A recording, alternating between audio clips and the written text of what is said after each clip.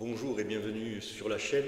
Voici la proposition de chant que je fais pour le 27e dimanche du temps ordinaire année B, qui sera le 6 octobre 2024 cette année. Alors la lumière est un peu baissée, j'enregistre un peu plus tard et puis il fait un peu plus frais et puis l'acoustique de l'église est à ce point, de la petite chapelle est à ce point bonne qu'il n'est pas interdit que pendant que je parle vous entendiez une mouche qui vole. C'est vraiment ça, on l'entend partout. Un seul insecte vole dans la chapelle, on l'entend partout. Alors sans plus attendre, comme d'habitude, penchons-nous sur les textes qui sont pas difficiles mais qui prêtent à polémique. Une première lecture, c'est la Genèse au chapitre 2. Le Seigneur dit, « Il n'est pas bon que l'homme soit tout seul, je vais lui faire une aide qui lui correspondra. » Ça, c'est important. Et il commence par faire une aide correspondante à l'homme, qui sont les êtres vivants, les animaux, plus exactement, et l'homme leur donna leur nom, mais il ne trouve pas de vis-à-vis. Le terme exact, c'est vis-à-vis. Alors, Dieu dit encore, il n'est pas bon que l'homme soit seul, et cette fois, Dieu fit tomber alors l'homme dans un sommeil mystérieux, nous dit le texte AELF, mais dans une torpeur, et l'homme s'endormit. Le Seigneur, Dieu, prit une de ses côtes, et voilà le passage côte. Alors il semblerait quand même que, même si les traductions francophones ont gardé côte, ça soit plutôt le flanc. Le terme qui est traduit ici est assez imprécis. Enfin, il y a quelque chose de l'ordre d'une séparation. Voilà, et puis il prend la côte, il referma la chair à sa place, et il façonna une femme et l'amena à l'homme, et l'homme dit alors, cette fois voici l'os de mes os, la chair de ma chair, on l'appellera femme, Isha, et elle qui fut tirée de l'homme, Ish, à cause de cela, l'homme quittera son père et sa mère, il s'attachera à sa femme, et tous deux ne feront plus qu'un. Voilà, alors, soyons clairs, ici on est dans le deuxième récit de la création. Je rappelle que la Genèse, premier livre de la Bible, la Torah, et la Bible comporte deux récits de la création. Le récit que tout le monde connaît, au commencement, quand l'Esprit de Dieu planait sur les eaux, avec le premier jour, il vit que cela était bon. Et puis ce deuxième récit, et je rappelle qu'au premier récit, la fin du premier récit termine effectivement sur la création de l'homme, mais mâle et femelle il les créa. À son image il les créa, mâle et femelle. Et Dieu créa l'homme à son image, mâle et femelle il les créa. Donc là, l'homme, mâle et femelle. Là aussi encore des problèmes de traduction pour voir. Mais pourquoi je dis des problèmes de traduction? Parce qu'il est évident qu'à l'époque où sont écrits ces textes, le féminisme, comme dirait Audiard, peut exister. C'est comme les poissons volants, ça existe, mais ce n'est pas la majorité du genre, enfin, ce qu'on appelle le féminisme. Et bon, vous savez que de ce texte-là, et dans toutes ces sociétés patriarcales, on a le statut inférieur de la femme, c'est des choses courantes. Et je peux vous dire par voie professionnelle qu'encore aujourd'hui, quand même, on a encore du progrès. Et je m'adresse particulièrement aux hommes, là. On a encore à faire du progrès. Et franchement, je vous le dis. Alors, bon, ce texte-là, ne lui faisons pas dire ce qu'il ne veut pas dire non plus sur qu'il y aurait une infériorité de la femme à l'homme. C'est l'essentiel. Il y a des problèmes de traduction, mais la traduction est assez finalement... le problème du texte est assez flou pour que, effectivement, on puisse se permettre de dire non, non, la femme n'est pas inférieure. Donc, voilà. Donc, l'homme quittera et s'attachera à sa femme et à tous ceux qui ne feront plus qu'un. Ça, c'est peut-être une reprise après. Le dernier, à cause de cela, l'homme quittera son père et sa mère, il s'attachera à sa femme et tous deux ne feront qu'un. C'est peut-être un morceau rajouté à ce texte. De toutes les façons, il est clair qu'il y a le premier texte de la création et le deuxième texte de la création, ils ne sont pas raccords, puisque dans un des textes, d'ailleurs, je rappelle qu'il y a déjà quelque chose, dans les deux textes, il y a déjà quelque chose à faire.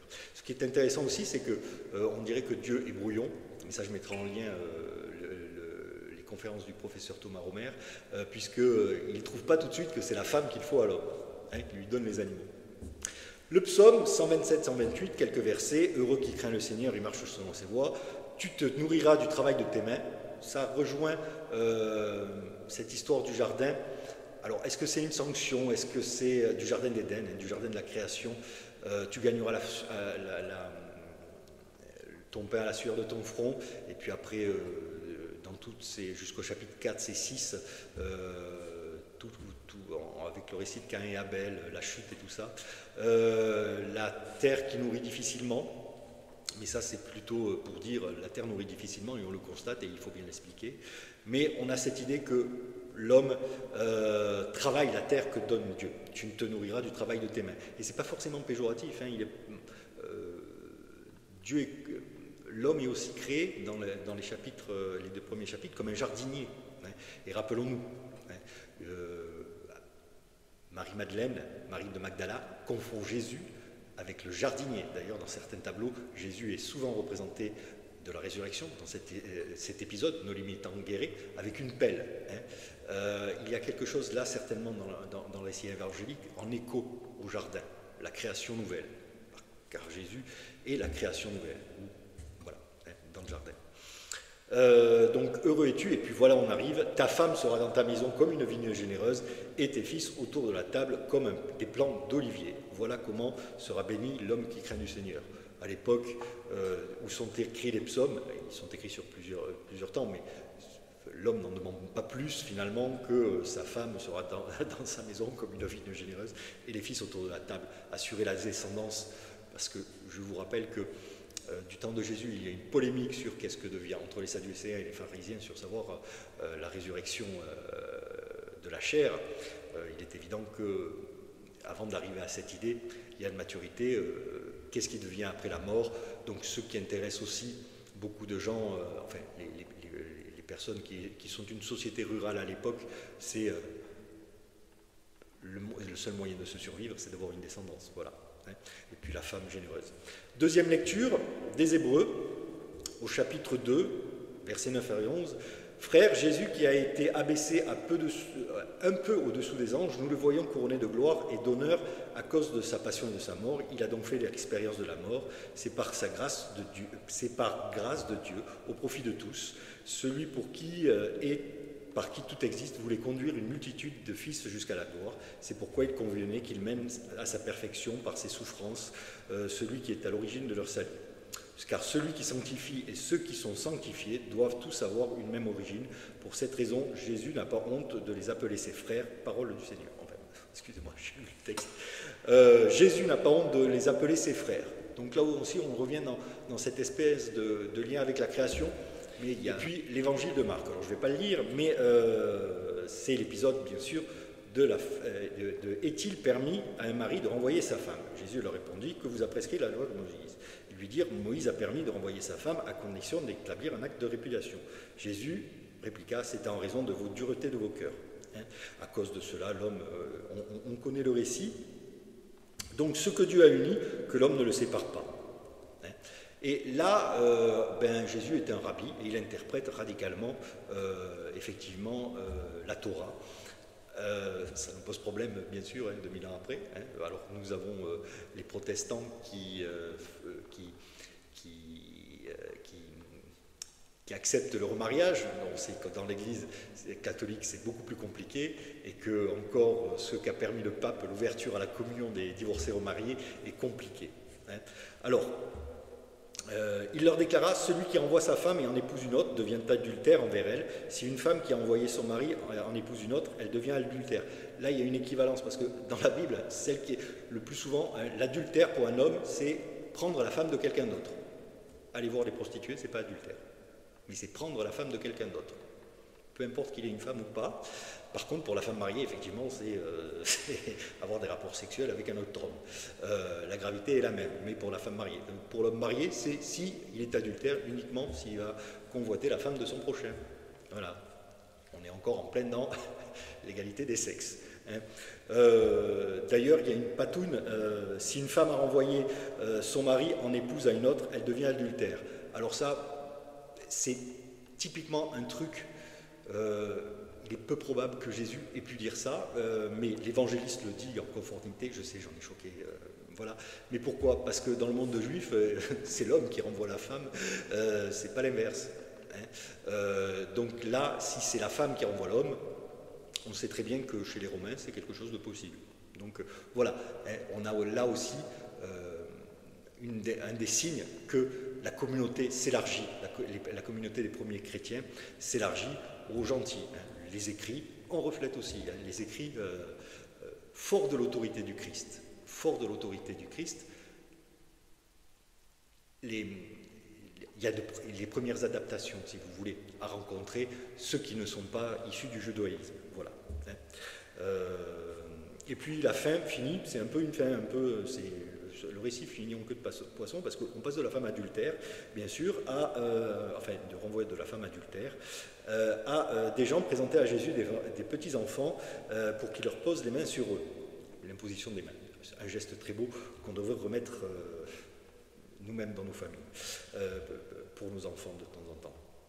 Laissez venir à moi les petits-enfants, ne les empêchez, car le royaume de Dieu est à ceux qui le ressemblent. Amen, je vous l'ai dit, celui qui n'accueille pas le royaume de Dieu à la manière d'un enfant n'y entrera pas. Là encore, ce n'est pas une question d'être naïf, mais clairement. Mais les deux textes ne collent pas, donc il y a un scotch, quoi. Voilà. Il y avait un passage, tiens, Marc avec des notes, enfin je ne dis pas, il fait ça avec un plan. Et voilà. Mais on peut penser que, bon, les enfants, l'homme et la femme, il y a un lien. Voilà. Voilà pour les lectures de ce jour-là, et passons sans plus attendre au chant. Alors, comme quand même la teinte des lectures, c'est la création. L'homme et la femme, mais au cœur de la création. Je vous propose un premier chant plein de références. Par le souffle de ton esprit, on se souvient que au commencement, l'Esprit de Dieu planait sur les eaux, excusez-moi. Par le souffle de ton esprit, tu as fait briller le matin dans la nuit profonde et tu as changé l'eau en vin pour la vie du monde. Alors ça, l'eau en vin, bien sûr, on se rappelle Cana, mais la vie est une fête et Dieu vit que cela était bon. Voilà. Voilà ce premier chant, j'enlève le capot que j'ai laissé pour répéter. Alors c'est par le souffle de ton esprit. C'est un chant aussi à l'Esprit Saint, mais on peut le prendre en entier. Alors aussi, refrain très simple de Michel Swarneck, et puis la deuxième phrase du couplet, tu as trouvé bon ce que tu as fait, gloire à toi Seigneur. Pareil, l'assemblée peut le reprendre, c'est un refrain bis si vous voulez. Donc le soliste peut garder toujours les couplets et écrire cette phrase en guise de couplet.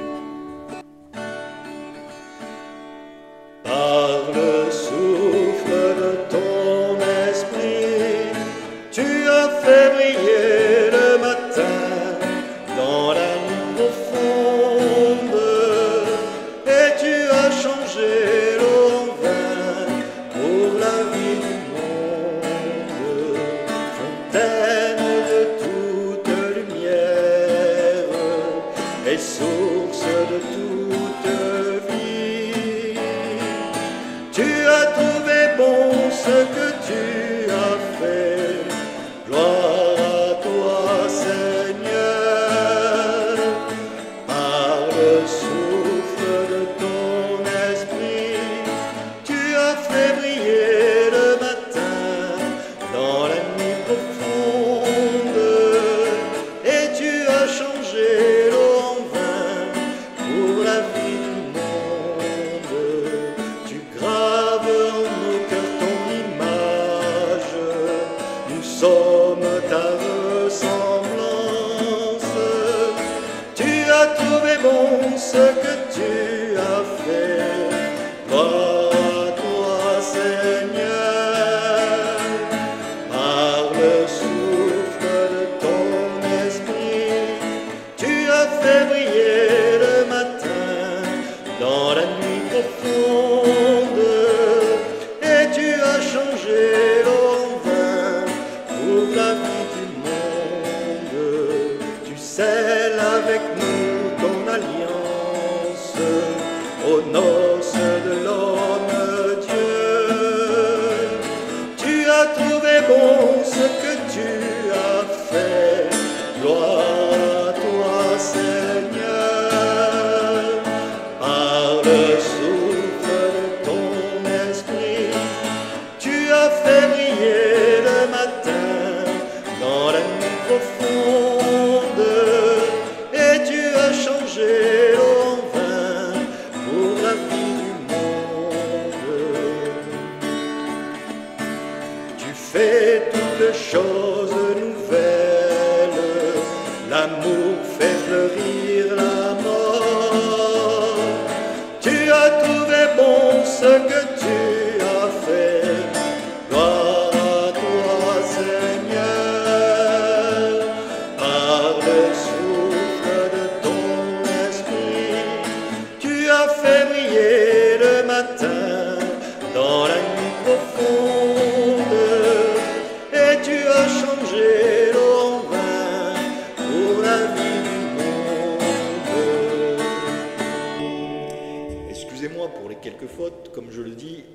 j'enregistre dans les conditions du direct parce que le temps est précieux et que le temps est précieux. Deuxième chant, dois-je vous présenter que tes œuvres sont belles. Donc je ne vais pas vous le présenter, on va le chanter. On fera attention d'alterner. Alors, bien sûr, le couplet, vous n'avez pas besoin, comme toujours, il y a un répond dans ce couplet, donc ne faites chanter que le répond à l'assemblée. Taisez-vous pendant le... Enfin, taisez-vous, ne chantez pas pendant le refrain, parce qu'il aime bien. Voilà. Chant, bien sûr, qui rappelle la création dans laquelle nous plongent les Écritures aujourd'hui.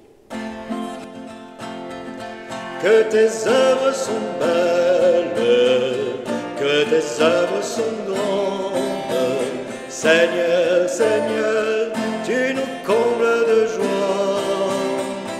Que tes œuvres sont belles, que tes œuvres sont grandes, Seigneur, Seigneur, tu nous combles de joie. C'est toi le Dieu qui nous a fait, qui nous a pétris de la terre. Tout homme est une histoire sacrée, l'homme est à l'image de Dieu. Ton amour nous a façonnés, tirés du ventre de la terre. Tout homme est une histoire sacrée, l'homme est à l'image de Dieu. Tu as mis en nous ton esprit, nous tenons debout sur la terre. Tout homme est une histoire sacrée, l'homme est à l'image de Dieu.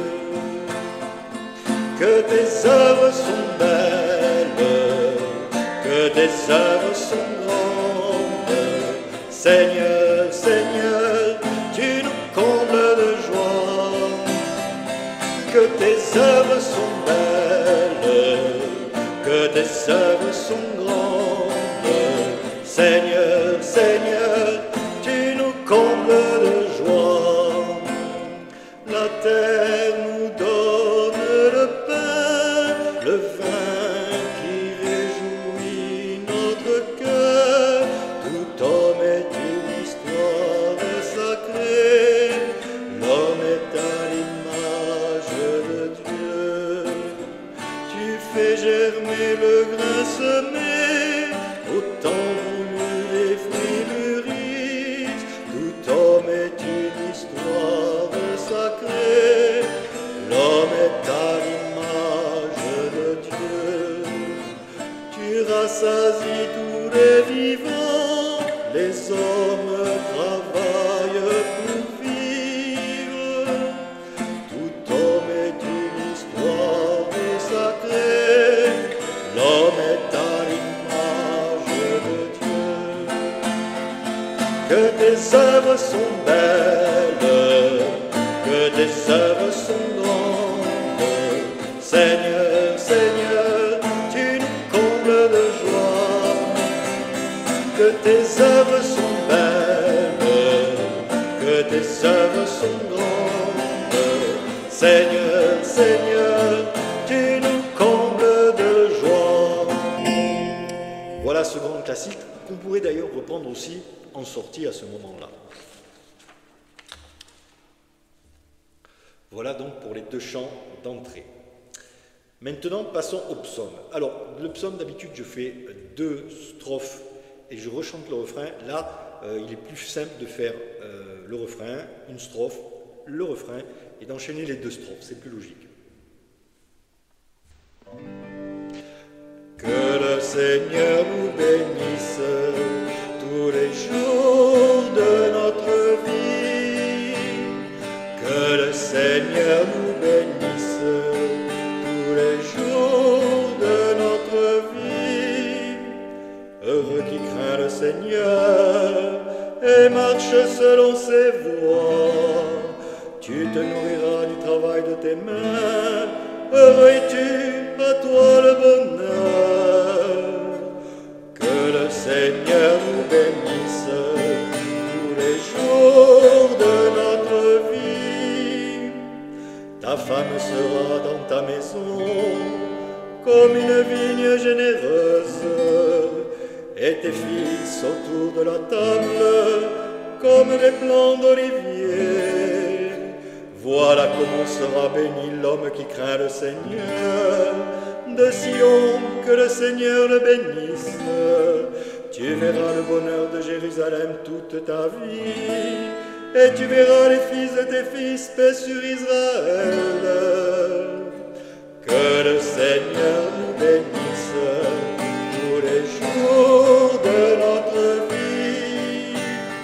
Que le Seigneur nous bénisse tous les jours de notre vie.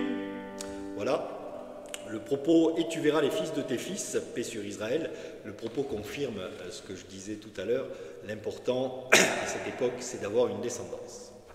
Alors, une particularité, c'est le mois d'octobre. Et le mois d'octobre, c'est le mois du rosaire, le mois de Marie. Et je vous conseille, pour l'offertoire ou à la sortie, vous pouvez prendre un chant à la Vierge, et même tout le mois du rosaire, Magnifique est le Seigneur, un Magnificat, pour transmettre le texte aux fidèles, et en particulier aux jeunes. Alors j'ai pris ici, alors c'est une adaptation, le texte, il en existe de multiples traductions, mais vous pourriez mettre la traduction officielle, il ne faut pas que je me trompe sur la hauteur, du capot. Je le mets au 3, j'ai baissé d'un demi-ton, mais parce que sinon, avec le capot, parce que les accords sont un peu tarabiscotés, que les barrés, j'arrive mal à les faire, donc j'ai un peu baissé. Magnifique est le Seigneur, et là, vraiment, le refrain, il est nécessaire de le reprendre pratiquement tout le temps, ça dure à l'offertoire. Voilà, magnifique est le Seigneur, très beau texte, ce Magnificat, le cantique que met Luc dans la bouche de Marie est magnifique, il est un résumé, franchement, des psaumes, des hymnes qu'on trouve tout au long de la Bible et de l'attention de Dieu, notre Dieu, au plus petit. Magnifique est le Seigneur, tout mon cœur pour chanter Dieu. Magnifique est le Seigneur, magnifique est le Seigneur, tout mon cœur pour chanter Dieu. Magnifique est le Seigneur, magnifique est le Seigneur, tout mon cœur pour chanter le Dieu de mon salut. Son regard s'est posé sur son humble servante. Toutes les générations me découvriront ma joie. Magnifique est le Seigneur, tout mon cœur pour chanter Dieu. Magnifique est le Seigneur. Sa puissance fait pour moi des merveilles, que son nom est grand. Sa tendresse va de génération en génération à ceux qui le reconnaissent. Magnifique est le Seigneur, tout mon cœur pour chanter Dieu. Magnifique est le Seigneur. Il déploie la force de son bras pour la déroute des orgueilleux. Il détrône les puissants et relève les humbles. Magnifique est le Seigneur, tout mon cœur pour chanter Dieu. Magnifique est le Seigneur. Il rassasie les affamés et renvoie les riches les mains vides. Il prend soin de son peuple comme d'un fils, dans la fidélité de son amour.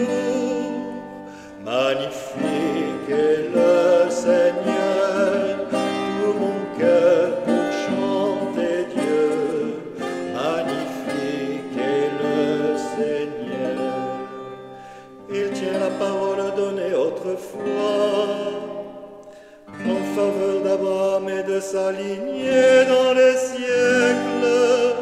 Magnifique est le Seigneur, tout mon cœur pour chanter Dieu. Magnifique est le Seigneur, magnifique est le Seigneur, tout mon cœur pour chanter Dieu. Magnifique est le Seigneur. Magnifique. Alors, ce chant peut aussi se prendre en fin de communion. Il n'y a pas de limite à chanter la magnificence du Seigneur et reprendre avec Marie ce chant vraiment magnifique, dans les paroles, et bien sûr dans l'air. Cette version-là est dans l'air. Il y a bien sûr celle de Bach, vous savez ce qu'on dit, hein. Dieu existe, Bach l'a bien aidé.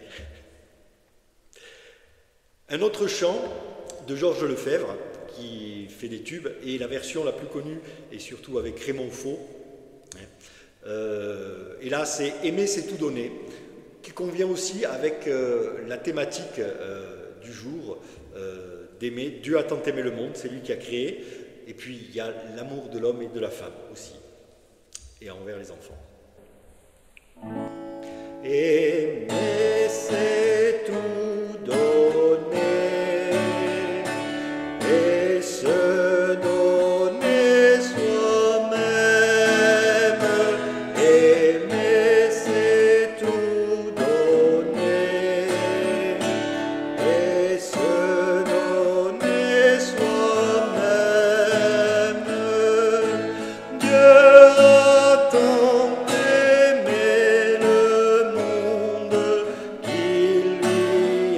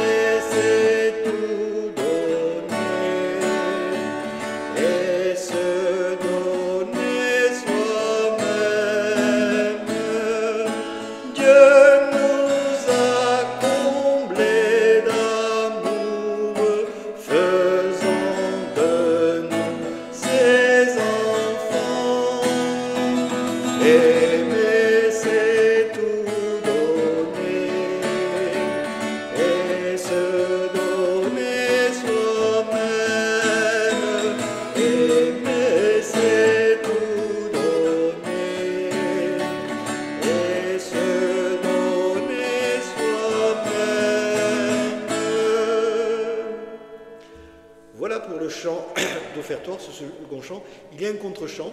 Si l'assemblée connaît bien et arrive à le faire, mais il faudra le répéter avant, parce que moi j'ai essayé de le faire une fois sans avoir répété avant, et l'assemblée a été perdue, il ne savait pas où j'étais, j'aurais dû le répéter avant.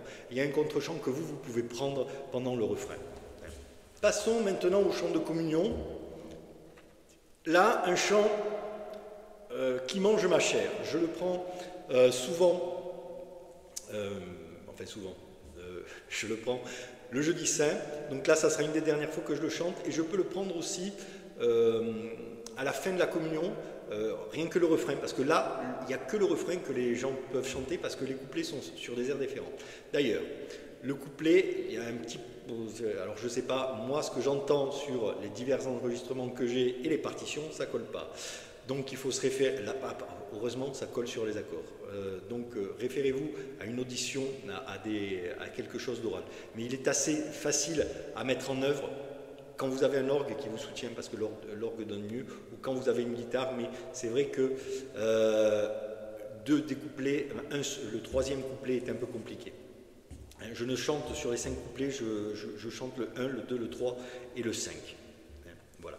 Alors, il suffit que... Alors, pendant que vous chantez le couplet, par contre, si les gens y arrivent, ils peuvent, et si vous avez un orgue qui vous soutient, ils peuvent se caler sur l'orgue, parce qu'il suffit de continuer à la même mélodie que sur le refrain. C'est un chant très connu de Didier Rimbaud et Jacques Berthier, et il reprend, si je ne me trompe pas, l'évangile de Jean qui mange ma chair et boit mon sang. Voilà.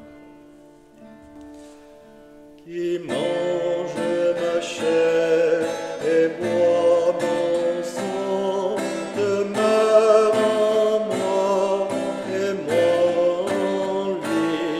Qui mange ma chair et boit mon sang, demeure en moi et moi en lui. Qui mange ma chair et boit mon sang, demeure en moi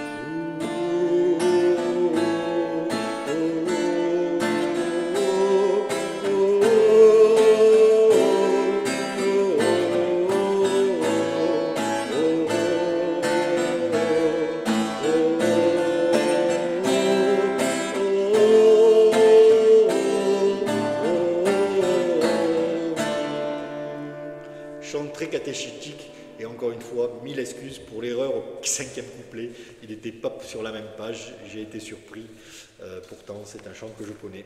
Mais le 5e couplet, il est vrai que je le chante peu souvent.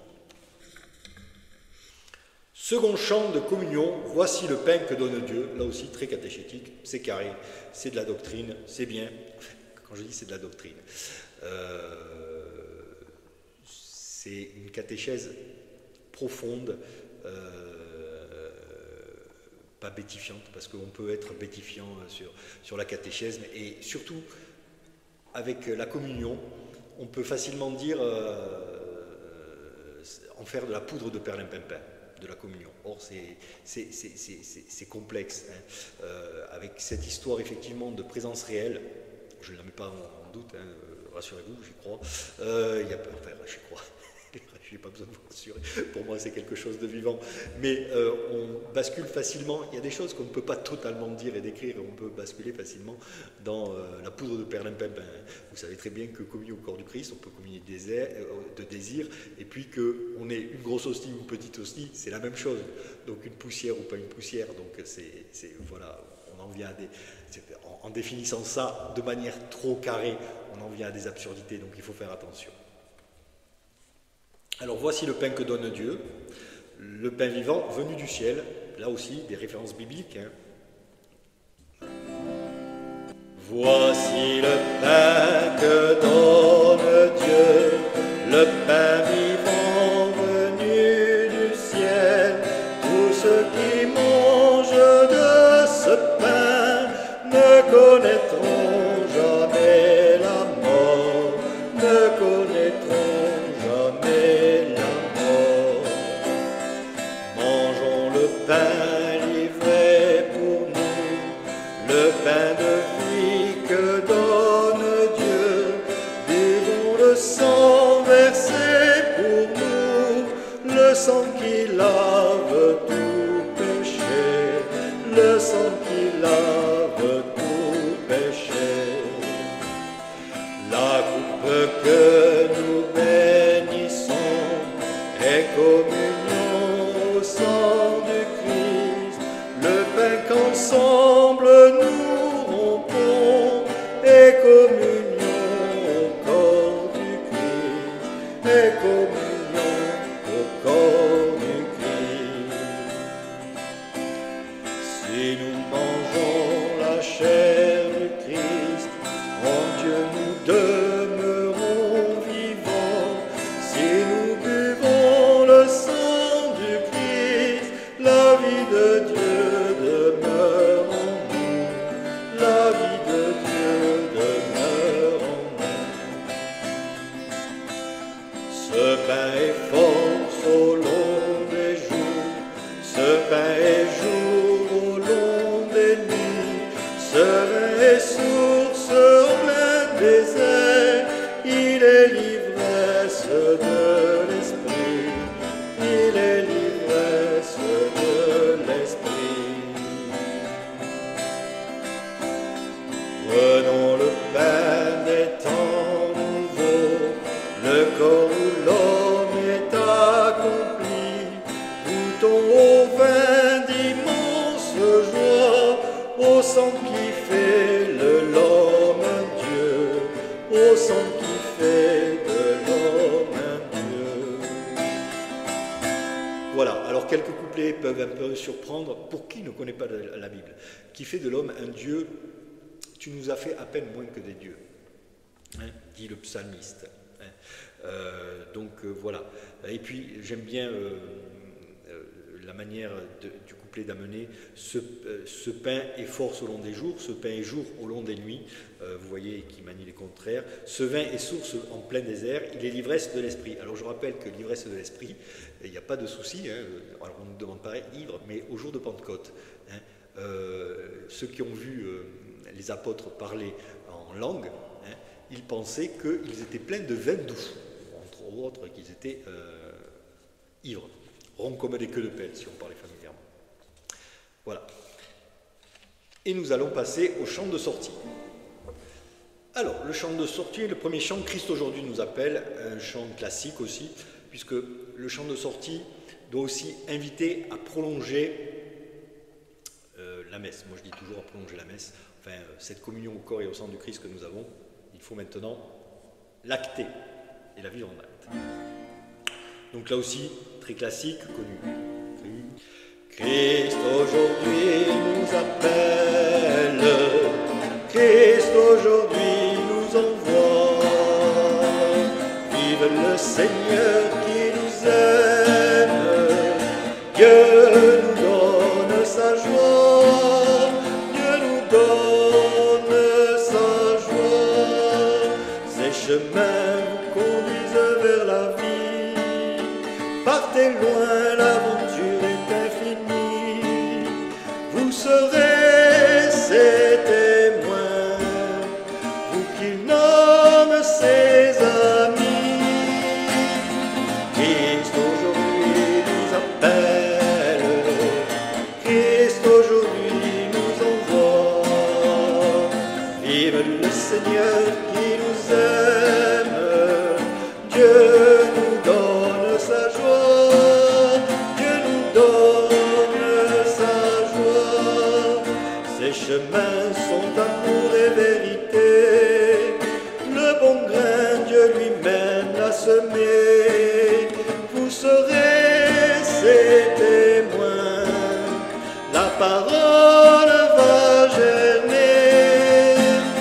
Christ aujourd'hui nous appelle, Christ aujourd'hui nous envoie, vive le Seigneur qui nous aime, Dieu nous donne sa joie, Dieu nous donne sa joie, ces chemins déconcertent vos regards, son matin réconforte vos espoirs, vous serez ses témoins, vous comme ses amis. Christ aujourd'hui vous appelle, Christ aujourd'hui nous envoie, vive le Seigneur qui nous aime, Dieu nous donne sa joie, Dieu nous donne sa joie. Excusez pour les dernières erreurs, on se trompe de ligne de temps en temps, et comme vous le voyez, je ne suis pas très doué pour les barrer à la guitare, et j'ai des petits doigts en plus, et ça, voilà. Alors comme je l'ai dit tout à l'heure, c'est le mois d'octobre, c'est le mois du rosaire, l'occasion de chanter Marie, et de chanter surtout avec Marie, qui nous mène sur le chemin. Et nous allons prendre, quelle transition magnifique, la première en chemin. Voilà. Alors, je vais chanter le maximum de couplets, parce que je l'aime bien. Voilà. Alors, celui-là, accompagné, alors bien sûr, bisser le refrain, qui change à chaque fois, hein, il faut se le rappeler, les gens aiment bien le chanter, et vous laissez le refrain à l'assemblée, hein, mais le couplet, chantez-le fort dans le micro, parce que sinon l'assemblée a tendance à ralentir. La première en chemin, Marie, tu nous entraînes à risquer notre oui aux imprévus de Dieu. Et voici qu'est semé en argile incertaine de notre humanité, Jésus-Christ, Fils de Dieu. Marche avec nous, Marie, sur nos chemins de foi. Ils sont chemin vers Dieu, ils sont chemin vers Dieu. Marche avec nous, Marie, sur nos chemins de foi. Ils sont chemin vers Dieu, ils sont chemin vers Dieu. La première en chemin, joyeuse tu t'élances aux fêtes de celui qui a pris corps en toi. La parole a surgi, tu es sa résonance, et tu franchis les monts pour emporter la voix. marche avec nous, Marie, au chemin de l'annonce. Ils sont chemin vers Dieu, ils sont chemin vers Dieu. Marche avec nous, Marie, au chemin de l'annonce. Ils sont chemin vers Dieu, ils sont chemin vers Dieu. La première en chemin, tu provoques le signe et l'heure pour Jésus de se manifester. Tout ce qu'il vous dira, faites-le et nos vignes, sans saveur et sans fruit, en sont renouvelées. Marche avec nous, Marie, au chemin de l'écoute. Ils sont chemin vers Dieu, ils sont chemin vers Dieu. Marche avec nous, Marie, au chemin de l'écoute. Ils sont chemin vers Dieu, ils sont chemin vers Dieu. La première en chemin, poursuivre au Golgotha le Fils de ton amour, que tous sont condamnés. Tu te tiens là debout, au plus près de la croix, pour recueillir la vie de son cœur transpercé. Marche avec nous, Marie, sur nos chemins de croix. Ils sont chemin vers Dieu, ils sont chemin vers Dieu. Marche avec nous, Marie, sur nos chemins de croix. Ils sont chemin vers Dieu, ils sont chemin vers Dieu. La première en chemin, brille ton espérance dans ton cœur déchiré. Et la nuit du tombeau, heureuse toi qui crois d'une absolue confiance, sans voir et sans toucher, tu sais le jour nouveau. Marche avec nous, Marie, au chemin d'espérance. Ils sont chemin vers Dieu, ils sont chemin vers Dieu. Marche avec nous, Marie, au chemin d'espérance. Ils sont chemin vers Dieu, ils sont chemin vers Dieu. La première en chemin, avec l'Église en marche, dès le commencement, tu appelles l'Esprit en ce monde d'aujourd'hui. Assure notre marche, que grandisse le corps de ton Fils Jésus-Christ. Marche avec nous, Marie, au chemin de ce monde. Ils sont chemin vers Dieu, ils sont chemin vers Dieu. Marche avec nous, Marie, au chemin de ce monde. Ils sont chemin vers Dieu, ils sont chemin vers Dieu. La première en chemin, aux rives bien heureuses, tu précèdes Marie. Toute l'humanité du royaume accompli, tu es pierre précieuse, revêtue du soleil, en Dieu transfiguré. Marche avec nous, Marie, au chemin de nos vies. Ils sont chemin vers Dieu, ils sont chemin vers Dieu. Marche avec nous, Marie, au chemin de nos vies. Ils sont chemin vers Dieu, ils sont chemin vers Dieu. Ce chant à Marie est magnifique. par la mélodie, mais aussi, comme tous ces chants des années 70 et 80 à Marie, ils ne disent pas de sornettes et de bêtises, où on est prêt de faire de Marie, même si c'est la mère de Dieu, un Dieu bis ou une divinité. Hein. On va à Jésus par Marie. On va à Jésus par Marie. Et là, dans tous les couplets, dans chaque couplet, on peut rejoindre Marie dans son oui et dans son chemin, ou c'est elle qui nous rejoint. Voilà. Je vous dis à la prochaine fois et à bientôt.